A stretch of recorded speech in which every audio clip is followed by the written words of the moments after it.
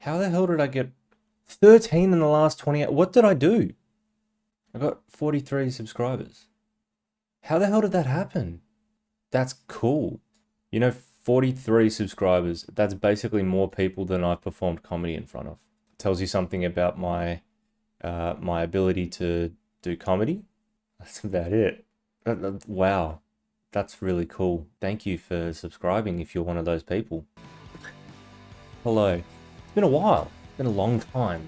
I don't know how long has it been? It's been a month. A month? A month. It's been a month. It was a month ago since I did my last video. Where have I been? I'll be honest. I had a pretty bad month for several reasons, and I'm going to tell you why, because I think there's some, whenever people tell you about the good, the positive, the awesome, sometimes that doesn't really tell you the lesson that can be learned.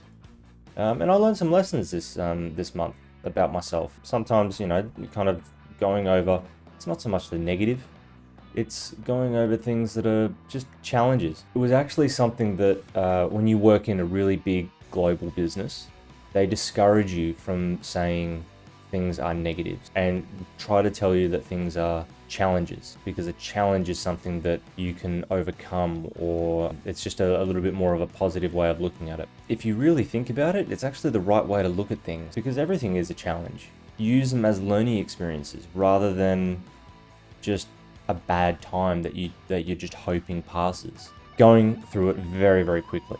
I'm unemployed. I was finding it really difficult to be unemployed. I've been unemployed for 5 months now.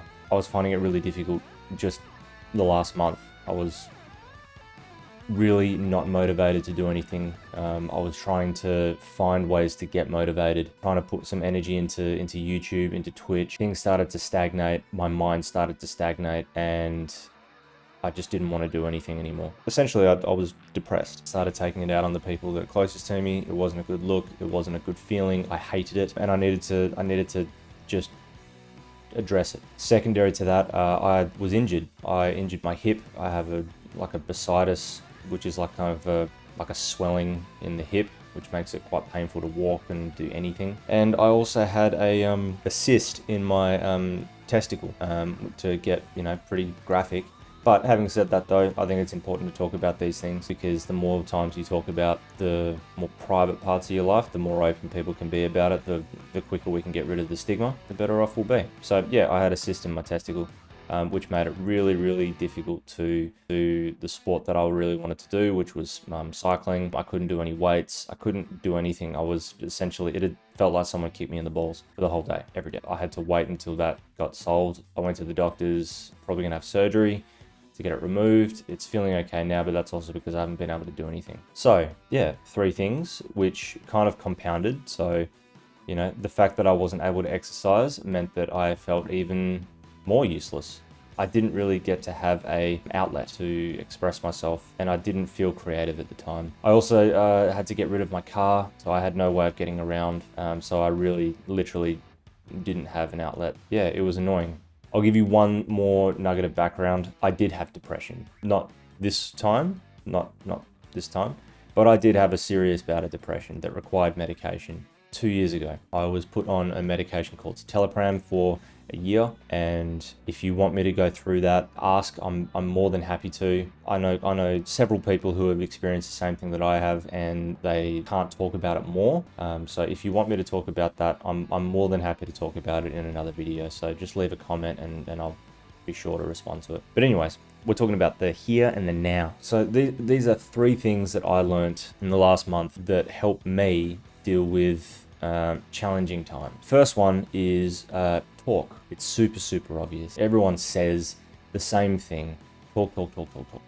Find someone who you don't mind expressing your ideas to, and then talk about it. But not only that, if you have an injury, if you have something that's embarrassing, if you have something that's sensitive, if you have something that you feel like is a tough topic to talk about, rip the band-aid off, talk about it. It's so much more important to talk about these things, because you'll feel so much better about it than if you didn't. I'll give you some context. So when I started feeling pain in the boys, I was nervous, obviously, because if you put into Google pain in testicles, you will just come up with cancer. So I was nervous, And most people who get nervous about these things don't address them. They just hope that they go away. So I had to get an Uber to my doctor, but I did it, and it wasn't as bad as what I thought it was. I then had to go get an ultrasound, blah, blah, blah, blah, blah. But it just relieved a ton of pressure. Not down there. It still sucked down there.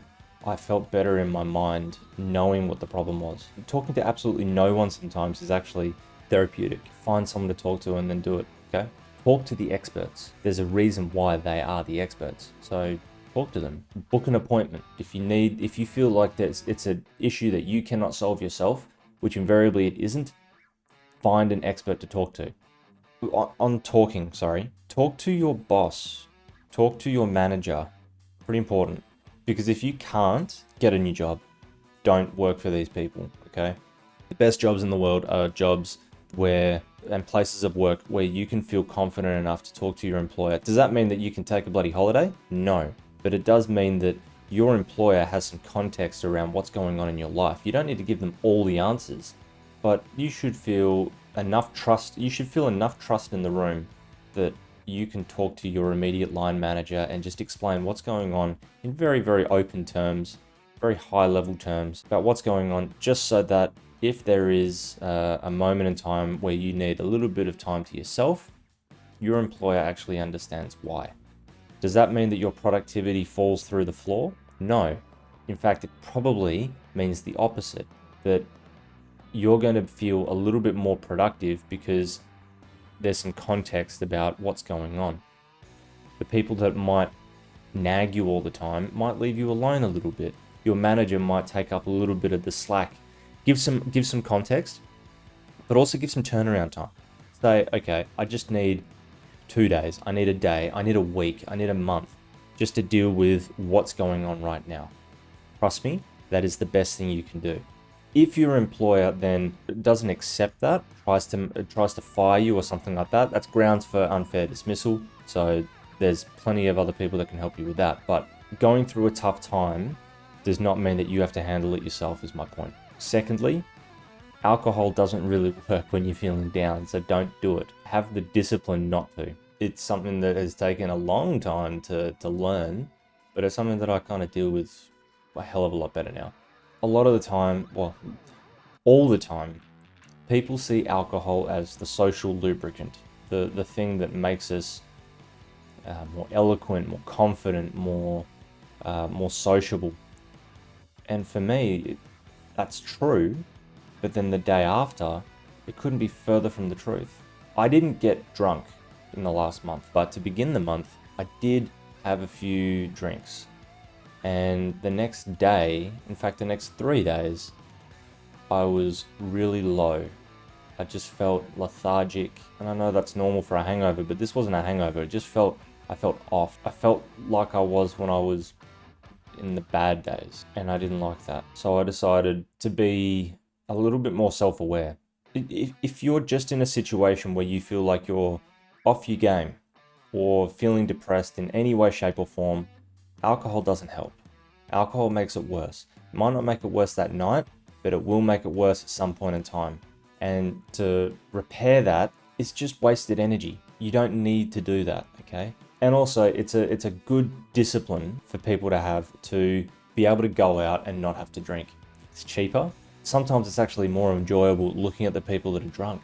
Does that mean that I'm going to quit drinking alcohol? No. Because I'm not going to feel bad all the time. I'm not feeling bad right now, but I am going to be a little bit more self-aware. If things aren't going great that day, I'm not going to drink, because the next day is just going to make it harder. Thirdly, learn.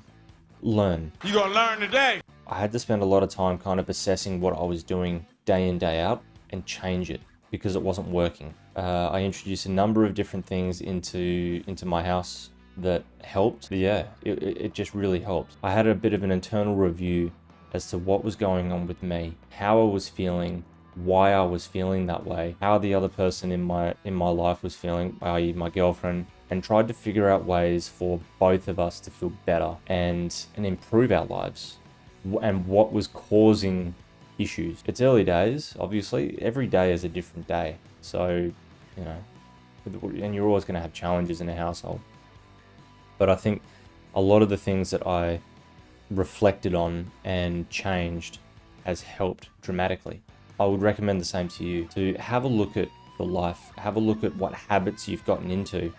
Are they constructive habits or are they destructive habits? Try and figure out ways to change the destructive into the constructive.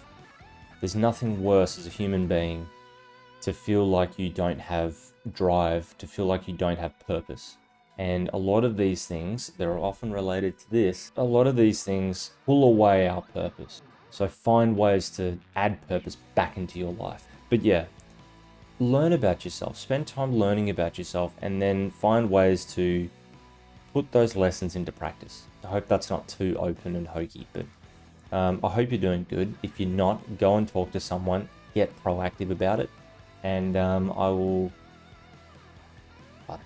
see you whenever. Well, hopefully I'll see you soon. I won't see you at all. I don't understand why why do people say that? Why do people say I'll see you? I'm looking at a webcam.